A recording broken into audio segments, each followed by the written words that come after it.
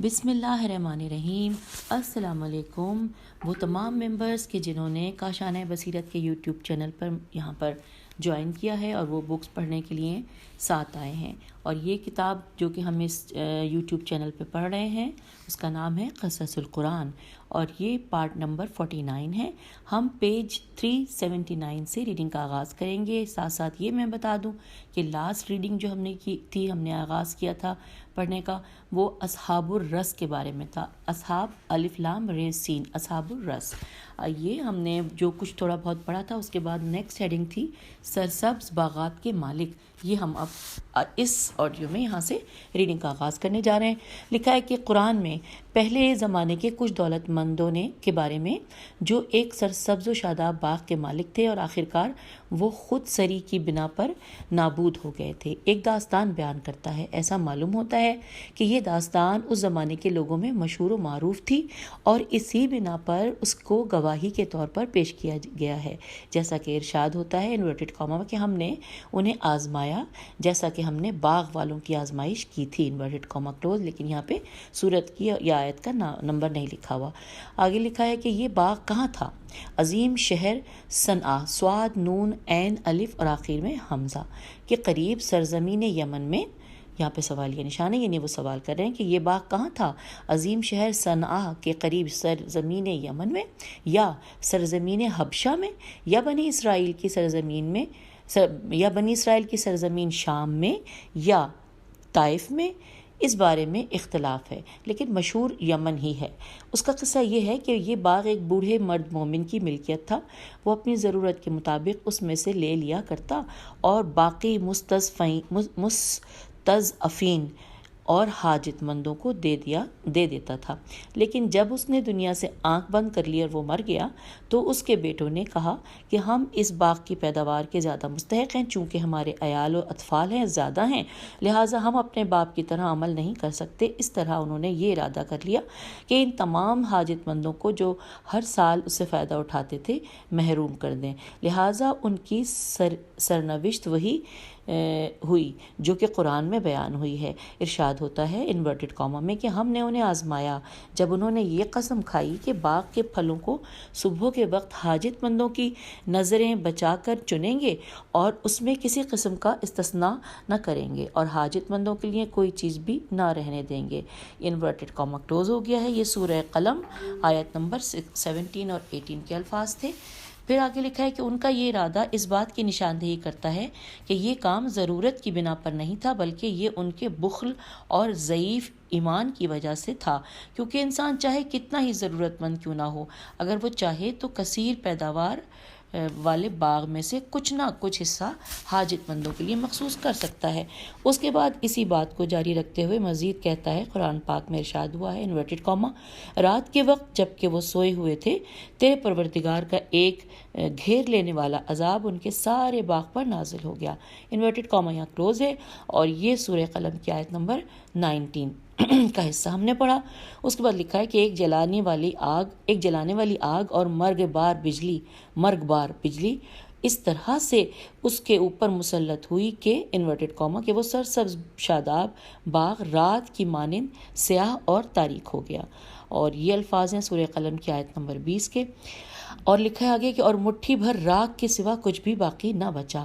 بہرحال باغ کے مالکوں نے اس گمان سے کہ یہ پھلوں سے لدے درخت اب تیار ہیں ان کے پھل توڑنے کے لیے جائیں، صبح ہوتے ہی ایک دوسرے کو پکارا اور انہوں نے کہا کہ اگر تم باغ کے پھلوں کو توڑنا چاہتے ہو تو اپنے کھیت اور باغ کی طرف چلو۔ انورٹڈ کاما کلوز ہو گیا ہے، اور یہ سورہ قلم کی آیت نمبر 21 ہے۔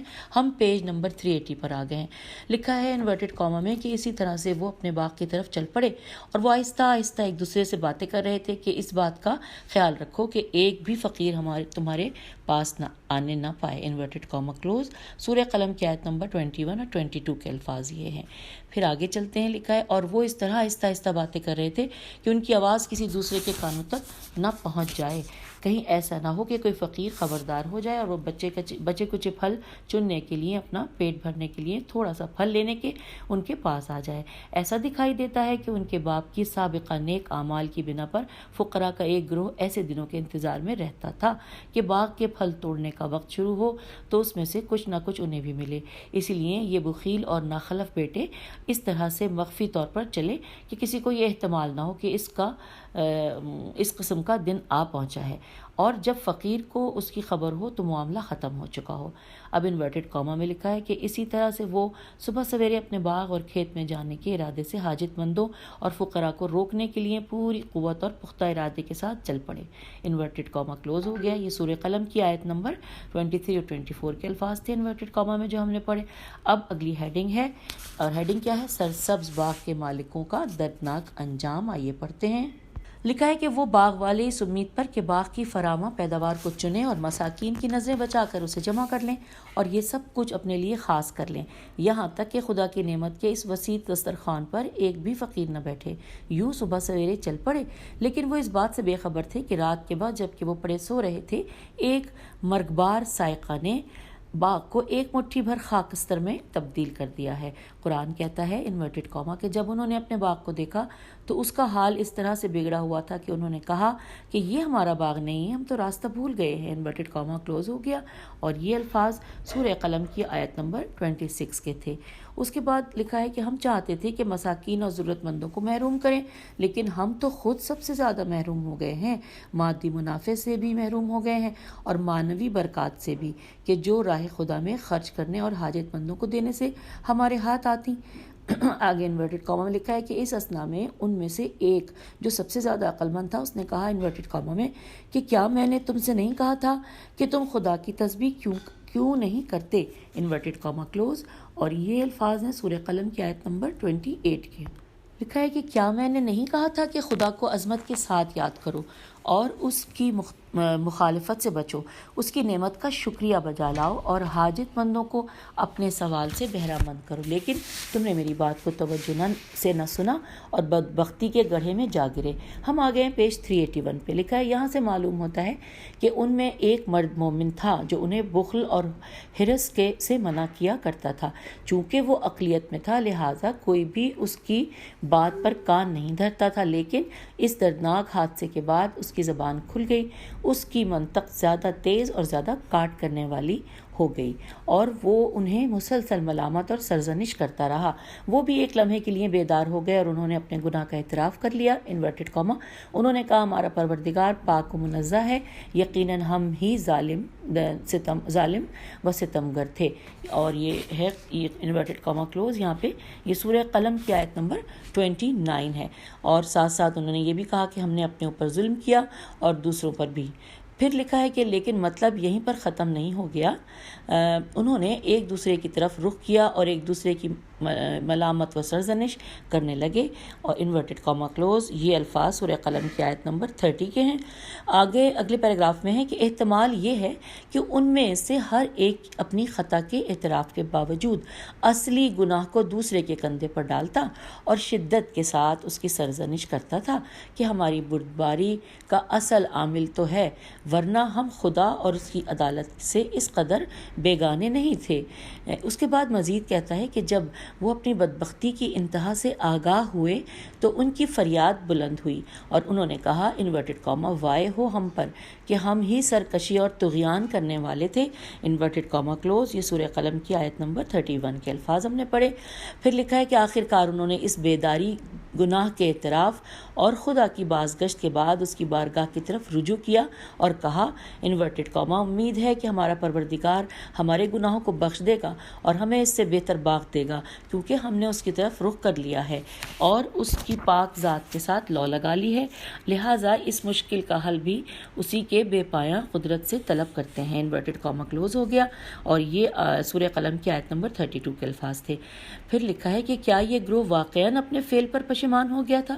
اس نے پرانے طرز عمل میں تجدید نظر کر لی تھی اور قطعی اور پختہ ارادہ کر لیا تھا کہ اگر خدا نے ہمیں آئندہ اپنی نعمتوں سے نوازا تو ہم اس کے شکر کا حق ادا کریں گے، یا وہ بھی بہت سے ظالموں کی طرح کہ جب وہ عذاب میں گرفتار ہوتے ہیں تو وقتی طور پر بیدار ہو جاتے ہیں، لیکن جب عذاب ختم ہو جاتا ہے تو وہ دوبارہ انہی کاموں کی تکرار کرنے لگتے ہیں۔ اس بارے میں مفسرین کے درمیان اختلاف ہے کہ آیت کے لب و لہجے سے احتمالی طور پر جو کچھ معلوم ہوتا ہے وہ یہ ہے کہ ان کی توبہ شرائط کے جمع نہ ہونے کی بنا پر قبول نہیں ہوئی، لیکن بعض روایات میں آیا ہے کہ انہوں نے خلوص نیت کے ساتھ توبہ کی اور خدا نے ان کی توبہ قبول کر لی اور انہیں اس سے بہتر باغ عنایت کیا، جس میں خاص طور پر بڑے بڑے خوشوں والے انگور کے پرمیوہ درخت تھے۔ قرآن آخر میں کلی طور پر یہ نتیجہ نکالتے ہوئے سب کے لیے ایک درس کے عنوان سے فرماتا ہے انورٹڈ کاما کہ خدا کا عذاب اس طرح کا ہوتا ہے، اور اگر وہ جانے تو آخرت کا عذاب تو بہت ہی بڑا ہے۔ یہاں پر انورٹڈ کاما کلوز ہو گیا ہے اور یہ سورہ قلم کی آیت نمبر 35 ہے۔ اب ہم آ گئے ہیں پیج نمبر 382 پر، اور یہاں پر ہم پڑھنے جا رہے ہیں قوم سبا کے بارے میں۔ قوم سبا سین بے الف، آئیے مل کر پڑھتے ہیں۔ قوم سبا ایک ایسی جمعیت اور قوم تھی کہ جو جزیرہ عرب میں رہتی تھی اور ایک اعلیٰ حکومت اور درخشاں تمدن کی مالک تھی۔ یمن کا علاقہ وسیع اور زرخیز تھا، لیکن زرخیز علاقہ ہونے کے باوجود چونکہ وہاں کوئی اہم دریا نہیں تھا لہٰذا اس سے کوئی فائدہ نہیں اٹھایا جا سکتا تھا۔ سیلاب اور بارشیں پہاڑوں پر برستی تھیں اور ان کا پانی بیابانوں میں بیکار اور بے فائدہ ضائع ہو جاتا تھا۔ اس سرزمین کے سمجھدار لوگ ان پانیوں سے استفادہ کرنے کی فکر میں لگ گئے اور اہم علاقوں میں بہت سے بند باندھے، جن میں زیادہ اہم اور سب سے زیادہ پانی کا ذخیرہ رکھنے والا بند مارب میم الف رے بے انورٹڈ کاما میں ہے۔ مارب جو کہ سورہ قلم کی آیت نمبر 33 سے میں یہ صرف اتنا ہی سا انورٹڈ کاما میں ورڈ تھا کہ ان سب کا پانی کا ذخیرہ رکھنے والا بند مارب تھا۔ مارب یعنی اب ان بریکٹ میں لکھا ہے بروزن مغرب۔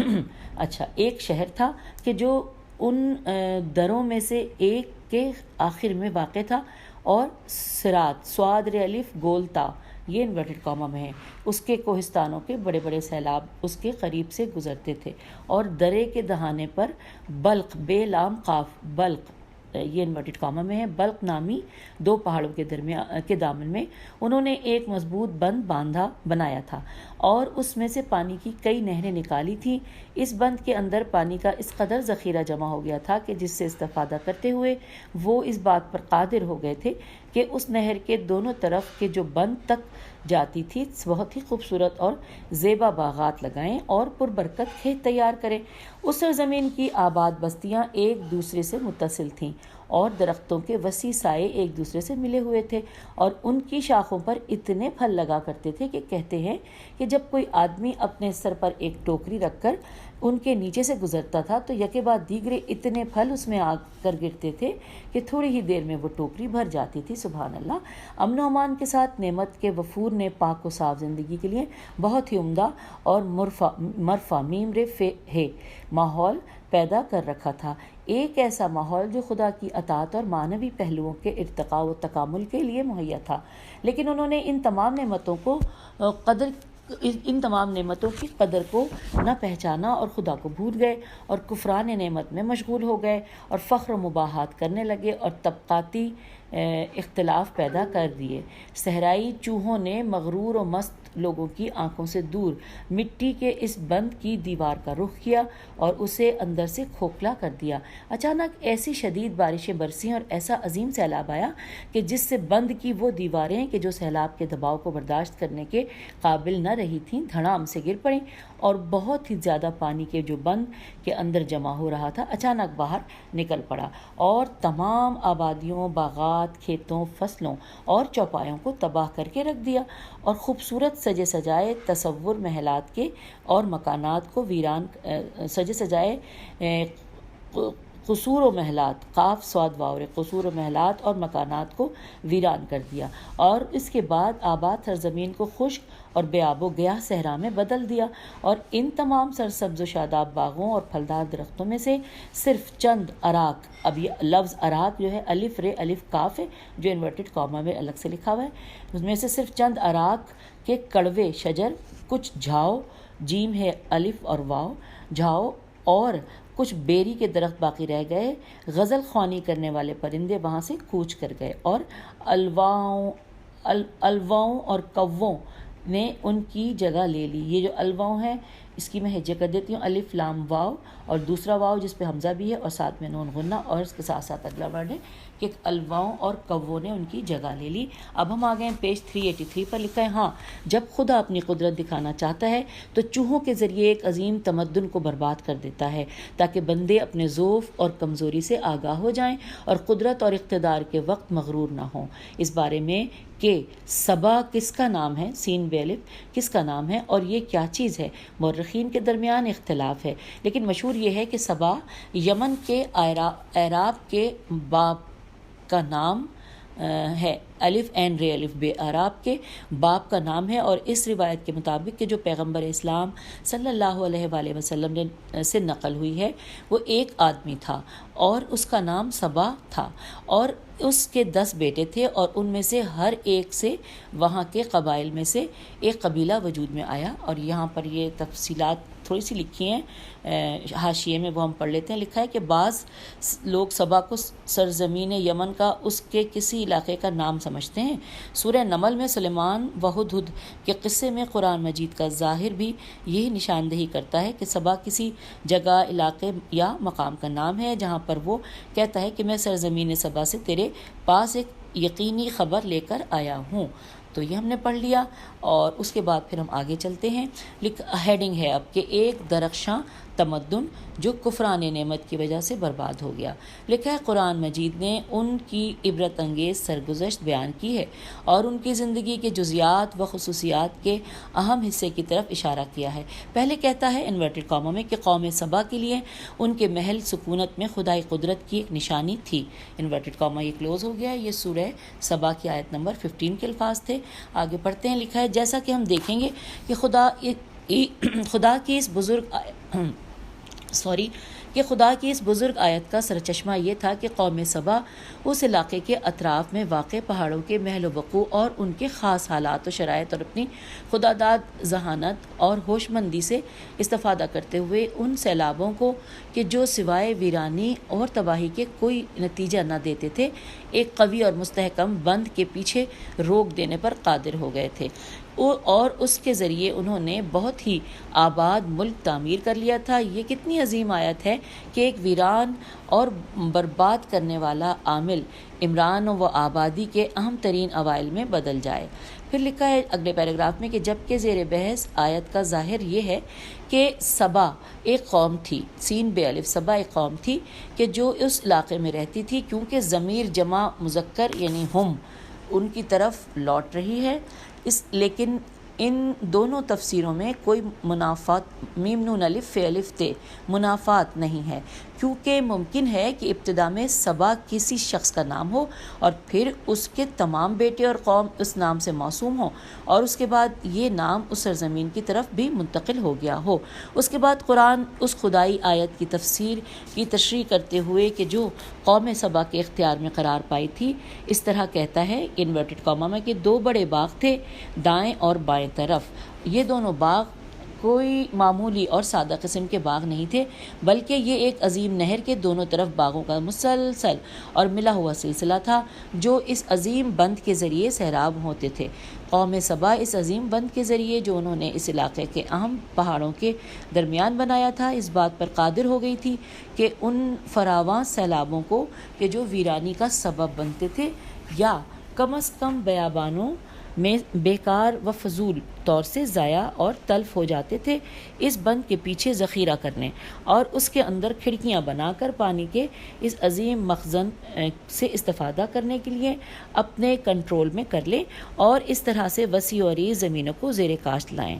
پھر لکھا ہے کہ اگلے پیراگراف میں کہ وہی سیلاب کہ جو خرابی اور بربادی کا باعث بنے وہ اس طرح سے آبادی کا باعث بن جائیں۔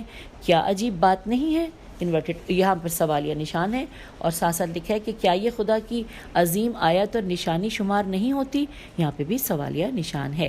ہم آگے ہیں پیج 384 پہ، لکھا ہے یہ بات تو آبادی کے لحاظ سے ہے، لیکن چونکہ لوگوں کی آبادی کافی نہیں بلکہ اہم اور بنیادی شرط امن و امان ہوتا ہے، لہٰذا مزید کہتا ہے۔ اب یہ انورٹڈ کاما میں بات آ گئی ہے جو کہ سورہ سبا آیت نمبر 18 کی ہے، ہم پڑھتے ہیں۔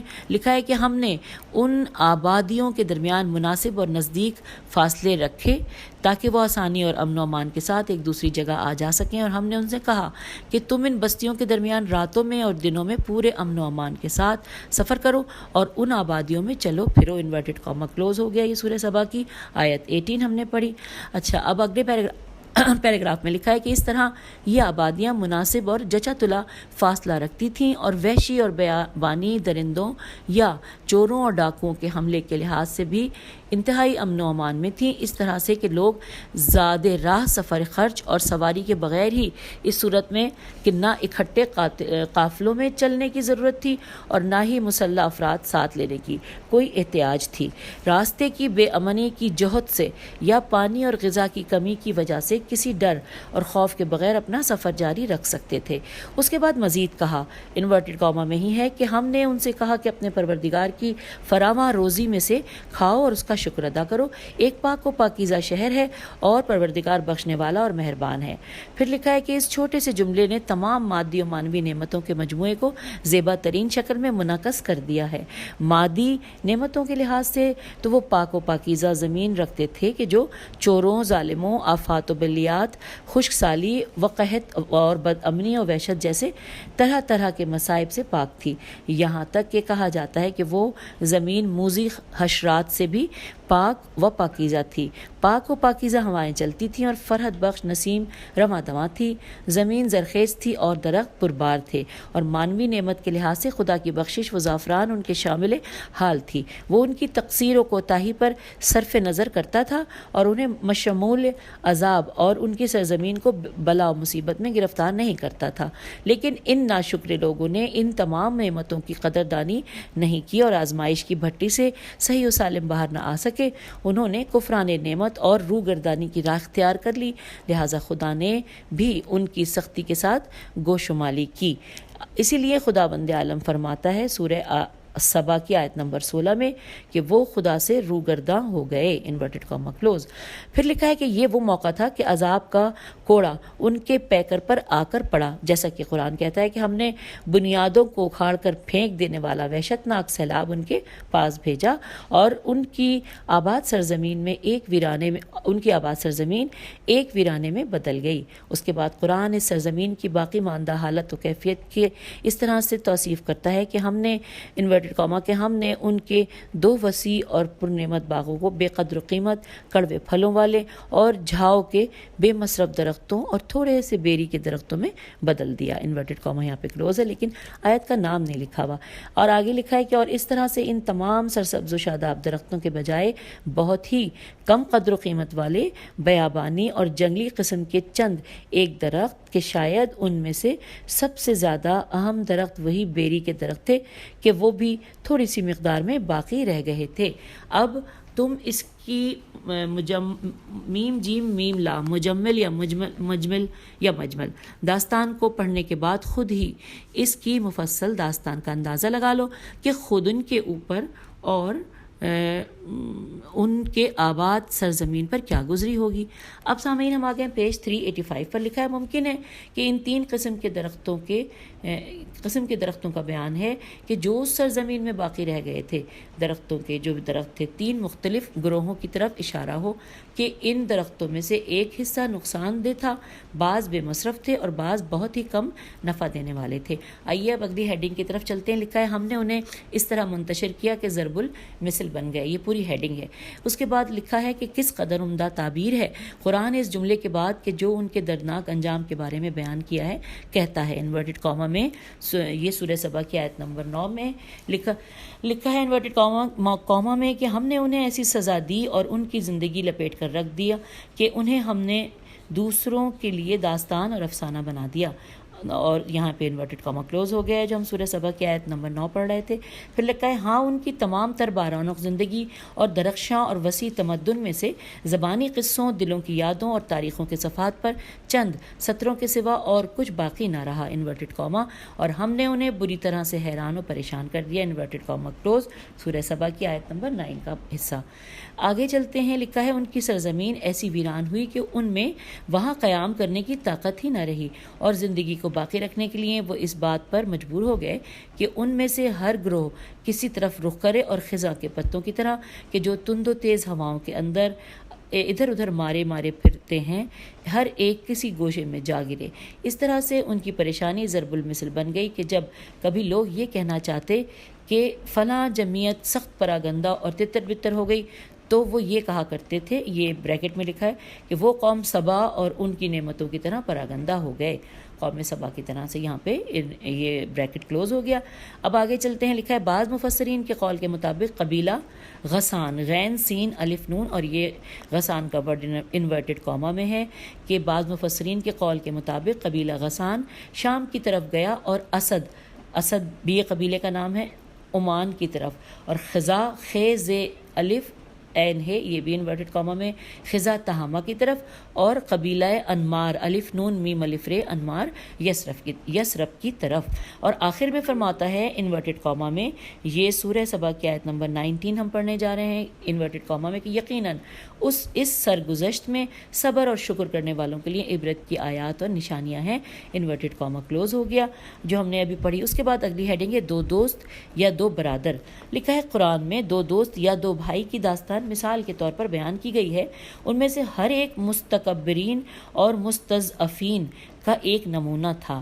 ان کی طرز فکر اور ان کی گفتار و کردار ان دونوں گروہوں کے موقف کا ترجمان تھے۔ پہلے فرمایا گیا ہے انورٹڈ کاما میں کہ اے رسول، ان سے دو شخصوں کی مثال بیان کرو کہ جن میں سے ایک کو ہم نے انگوروں کے دو باغ دیے تھے جو طرح طرح کے انگور تھے، اور ان کے گرد کھجور کے درخت آسمان سے باتیں کر رہے تھے۔ ان دونوں باغوں کے درمیان ہری بھری کھیتی تھی۔ یہ انورٹڈ کاما کلوز ہو گیا، اور یہ الفاظ سورہ کہف آیت نمبر 32 کے تھے۔ ایسے باغ اور کھیتیاں جن میں ہر چیز خوب تھی، انگور بھی تھے، کھجوریں بھی تھیں، گندم اور دوسرا اناج بھی تھا، خود کفیل کھیتیاں تھیں، اور یہ دونوں باغ پیداوار کے لحاظ سے بھرے پڑے تھے، درخت پھلوں سے لدے ہوئے تھے، اور کھیتوں کے پودے خوب خوشے دار تھے، اور ان دونوں باغوں میں کسی چیز کی کمی نہ تھی۔ یہ سورہ کہف کی آیت نمبر 32۔ اب ہم آگئے پیج 386 پر، لکھا ہے سب سے اہم بات یہ ہے کہ پانی جو ہر چیز کے لیے مایہ حیات ہے، خصوصاً باغات و زراعت کے لیے انہیں فراہم تھا۔ اب انورٹڈ کاما میں لکھا ہے سورہ کہف کی آیت نمبر 33 کہ اس طرح ان باغات اور کھیتوں کے مالک کو خوب پیداوار ملتی تھی۔ یہ انورٹڈ کاما کلوز ہو گیا۔ آگے اگلے پیراگراف میں لکھا ہے دنیا کا مقصد پورا ہو رہا ہو